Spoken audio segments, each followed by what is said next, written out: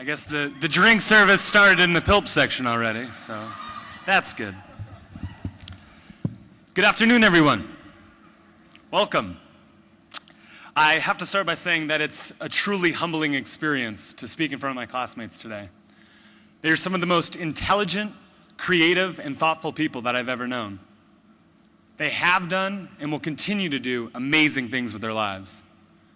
So despite their complete lack of social skills, I'm proud to be a fellow member of the class of 2012.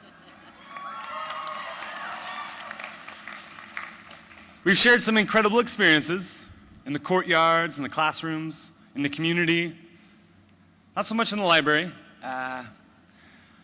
lots of Thursday nights, but together we've also gone through what at times has seemed like hell, except a really, really expensive hell that randomly has a lot of free pizza and Westlaw pens. I don't know.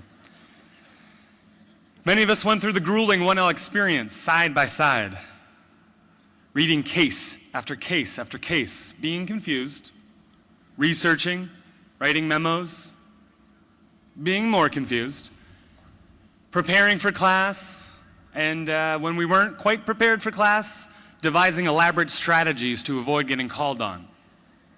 And don't act like you don't know what I'm talking about just because your families are here. Sitting in the left-hand side in the front row so you're right in the professor's blind spot.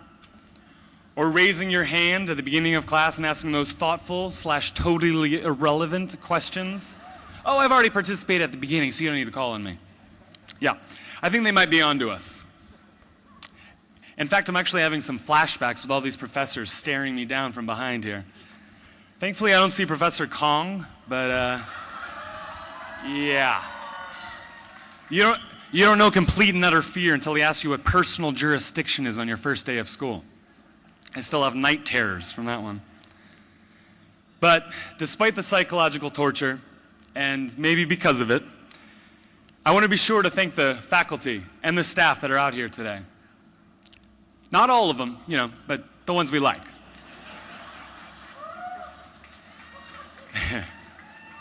That struck a chord. But they guided us through this maze. They sustained us during times of doubt, confusion, frustration, and despair. Without some of them, many of us wouldn't be here today. And that's the honest truth. However, if they had gotten hold of us a little sooner, we probably wouldn't even be here in the first place, but I guess we can't really blame them for that. But that does bring me to the family and friends in attendance tonight.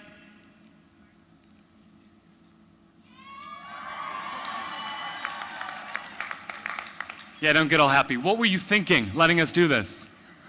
Hundreds of thousands of dollars just to have to read about that many pages?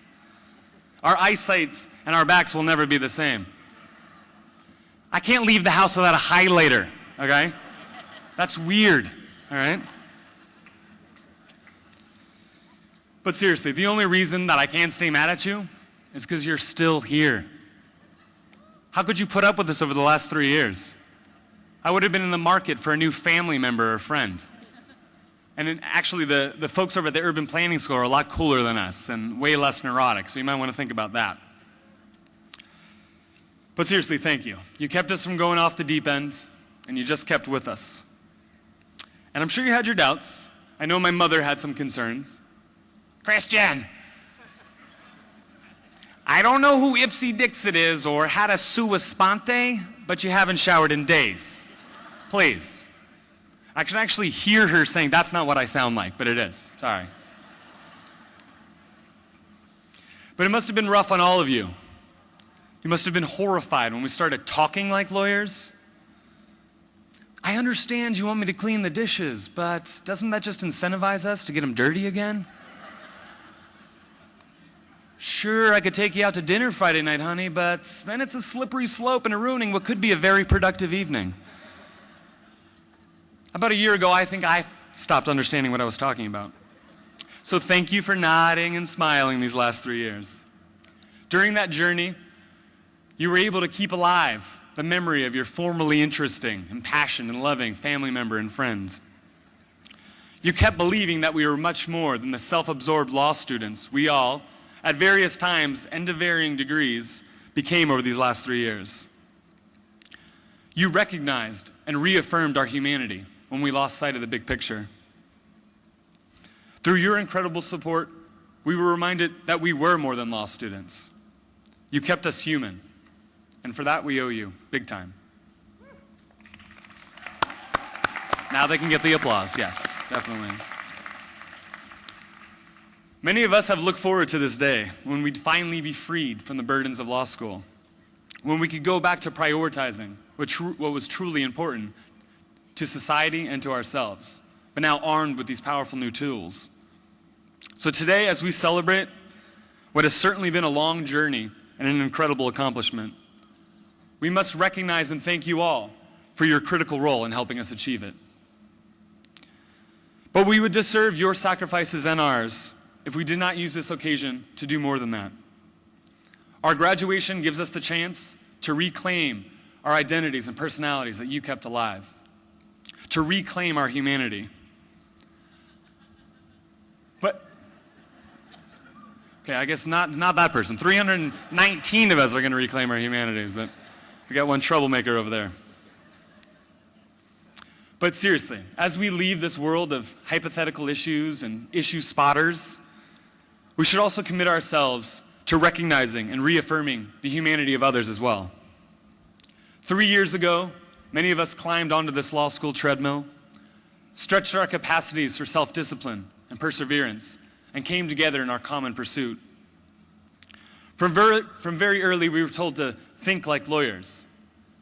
But after reading all those court opinions, it became easy to get detached from the society that these laws are supposed to support.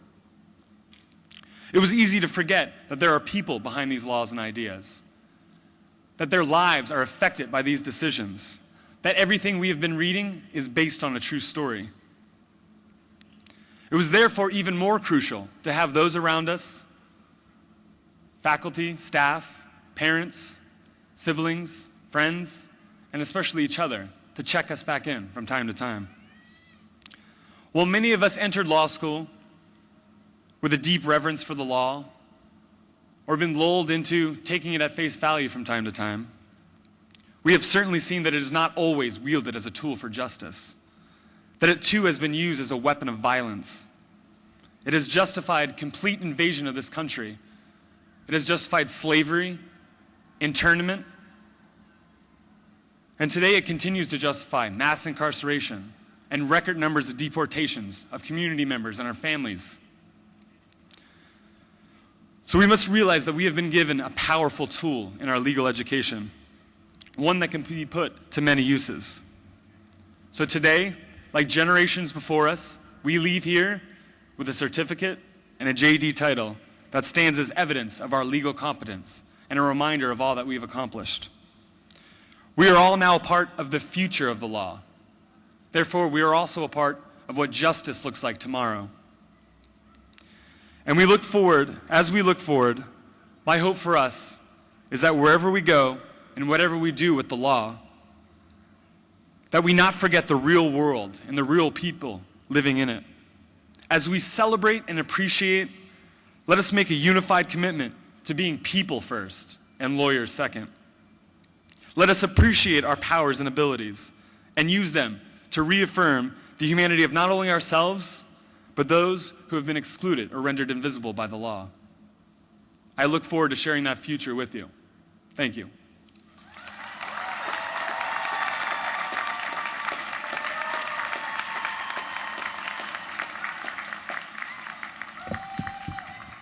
Thank you, Christian. Our second speaker today is Sophie Turner, who will present a speech on behalf of the LLM class.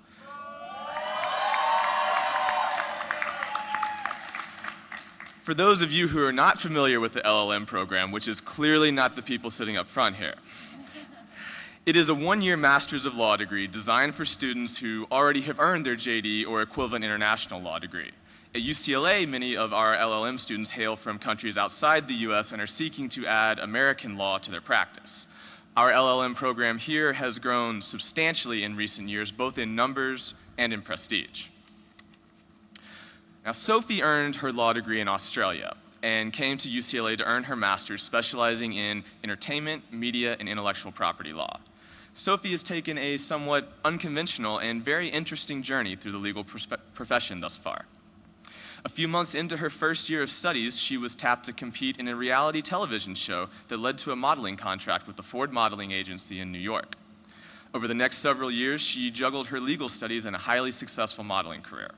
Her LLM degree will enable her to intersect her years of experience in the entertainment industry with her passion and dedication to law.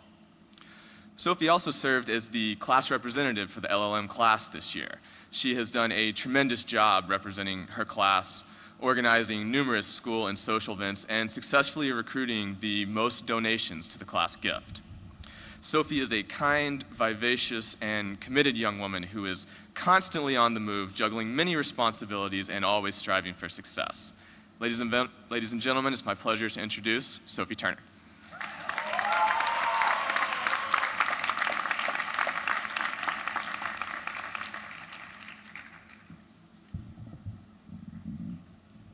Well, thank you, Andrew, for that most generous introduction. Well, guys, here we are. What an amazing accomplishment. As we Australians say, that's bloody awesome, mates! In just being here, we owe so much to our faculty, now resplendent in their wildly different caps and gowns.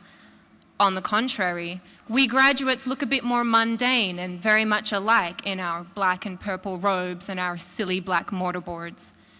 But I've come to learn that beneath our uniformed robes are a host of incredible and in many ways very differing classmates. Classmates of all hues and colors. Classmates of all religions and cultures. And classmates who I've found to be incredibly bright and who have shared with me their amazing talent and wisdom.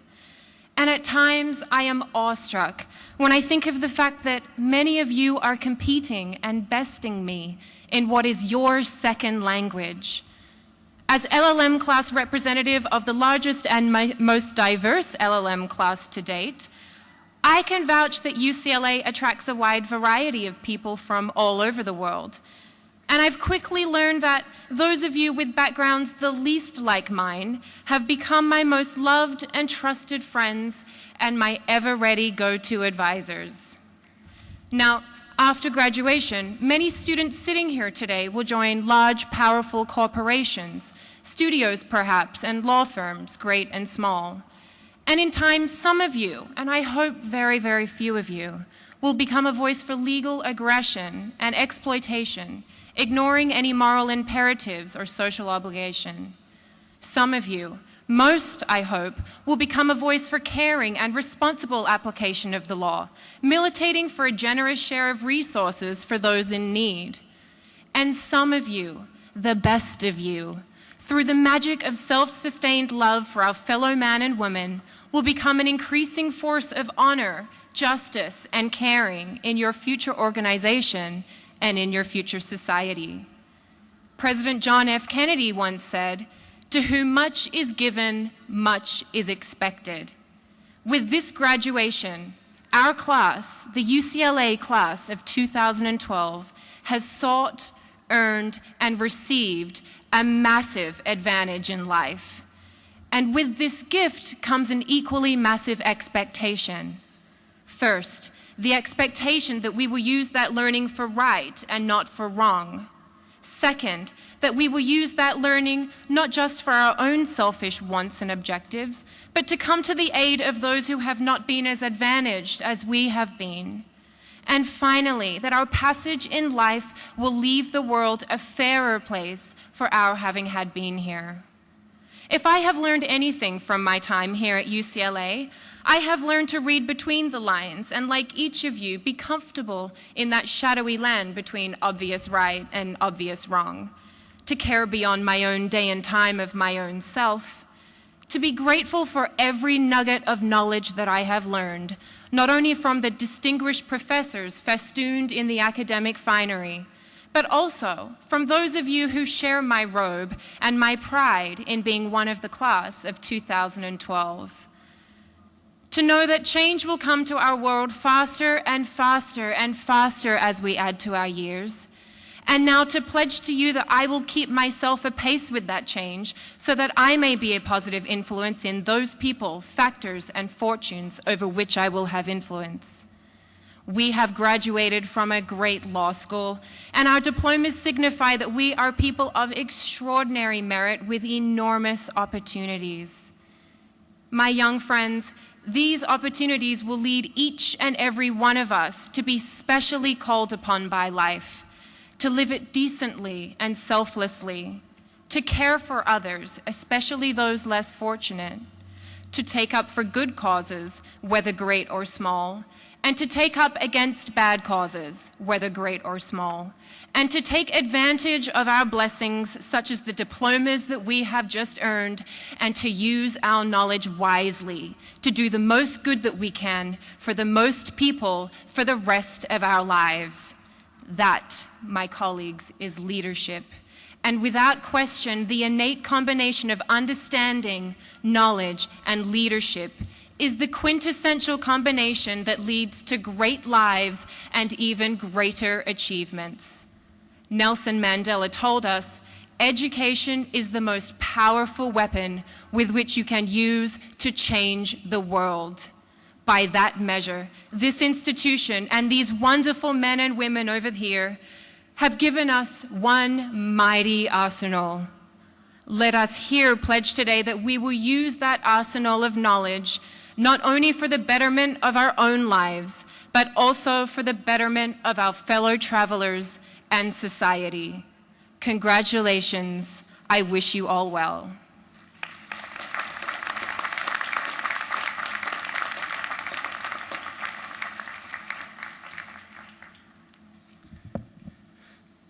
Thank you so much, Sophie. Next, we have the presentation of the Professor of the Year Award, and Professor Patrick Goodman is no stranger to this stage.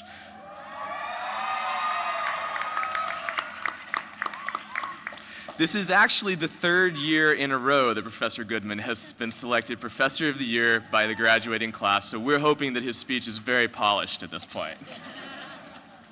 Some sports fans would even call what he has done a hat trick. Now, Professor Goodman has been on the UCLA law faculty since 2001, during which time he's taught everything from first-year lawyering skills to an upper division appellate advocacy clinic, as well as wills and trust, remedies, American law in the global context, and written legal analysis. I would just like to note that is probably one of the few cheers that either remedies or wills and trust has ever gotten from an audience. Professor Goodman is totally devoted and accessible to his students and is famous for his ability to teach extraordinarily complex subjects with patience, compassion, and humor. Having just completed his remedies course myself, I can attest that Professor Goodman is perhaps the only human being alive who could make such a dry subject understandable and sometimes even entertaining first thing on a Monday morning. So, ladies and gentlemen, it is my pleasure to present the Professor of the Year Award to Professor Patrick Goodman. This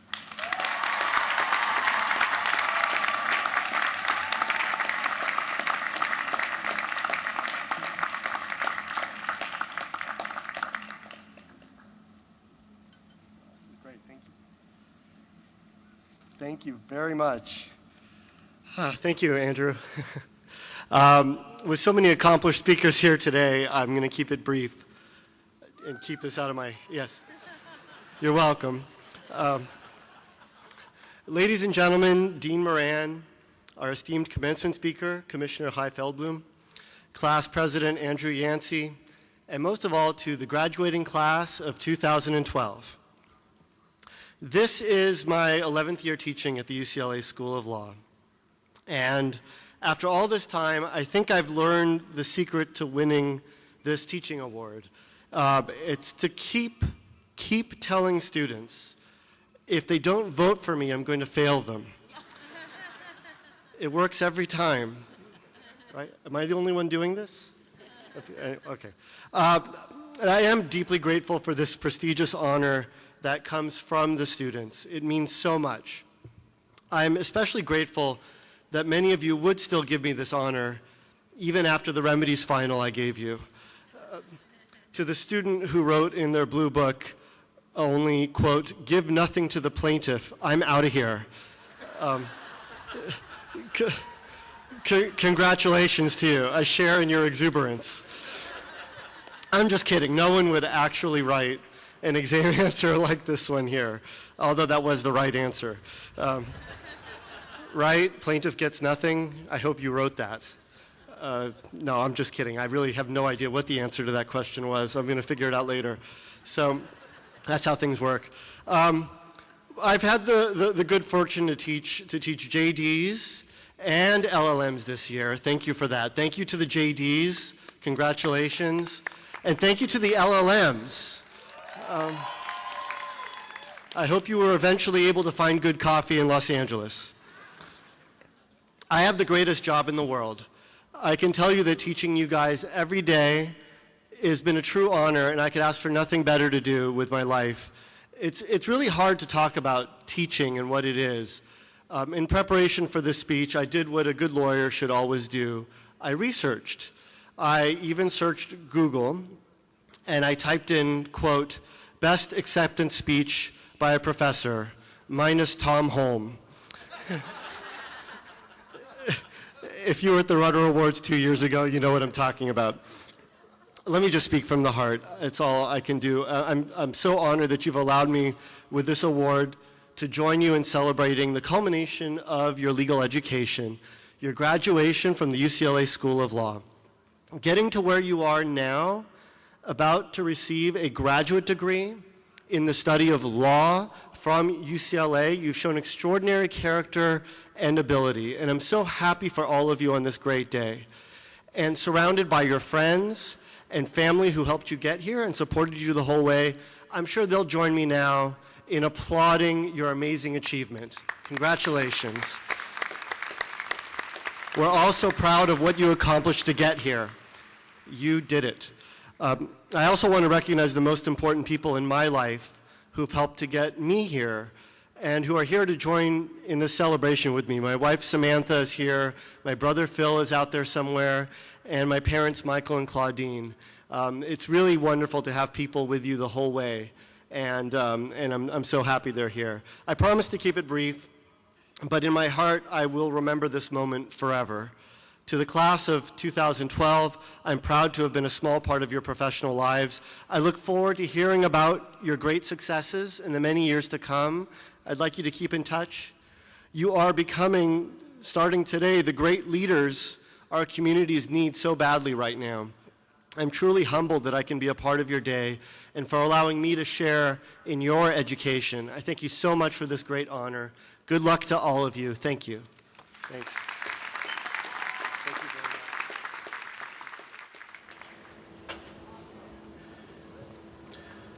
much. Okay, so now for our first act as alumni, well, almost alumni, the class of 2012 is going to present our class gift to the UCLA School of Law. Nearly half of our class has contributed, and we've raised over $20,700 so far. And Dean Moran has kindly agreed to match our gift once the campaign closes on June the 30th. This year, students were able to choose from 10 different funds to which they could direct their gifts, and at present, the three most popular funds are scholarships, the Public Interest Law Program, and Critical Race Studies. I want to thank everyone who has so generously reached into their own pockets to make this such a success, and to remind anyone else who still wants to make a gift that the campaign will continue through the end of June. Also, I'd like to congratulate the LLM class for not only winning the competition to have the highest participation rate this year, a whopping 74% of LLM students made a gift, but also for drastically increasing their rate of giving over last year's LLM class, which only gave at 9%. That's quite an improvement. So thank you all for making such a strong show of support.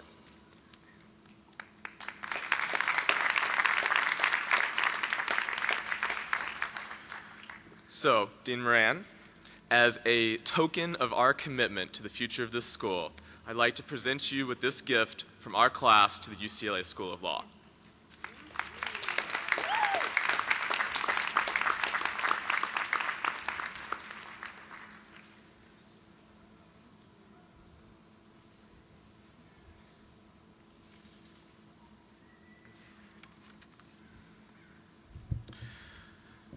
Okay, so now to the main event.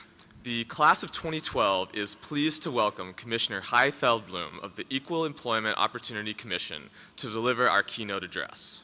Commissioner Feldblum has spent her career as one of the nation's leading advocates and scholars in the areas of disability rights, health and welfare rights, LGBT rights, and workplace issues. As legislative counsel to the AIDS Project of the American Civil Liberties Union, and then as professor at Georgetown, Commissioner Feldblum played key roles in both drafting and negotiating the Americans with Disabilities Act and the ADA Amendments Act of 2008. At Georgetown, Commissioner Feldblum co-directed the Workplace Flexibility 2010 project, seeking to improve conditions for both employers and employees. In addition, she co-founded and directed the university's Federal Legislation Clinic. She was appointed by President Obama to the EEOC and confirmed by the Senate for a term that expires in July of 2013. During the process of deciding who to invite for this year's keynote speech, students were particularly impressed by Commissioner Feldblum's passion for her work and her courage in taking on tough issues. I think that no matter what career path members of our class choose, that Commissioner Feldblum's approach to her work can serve as a model for us all. Thank you so much for joining us today, ladies and gentlemen, Commissioner Hy Feldblum.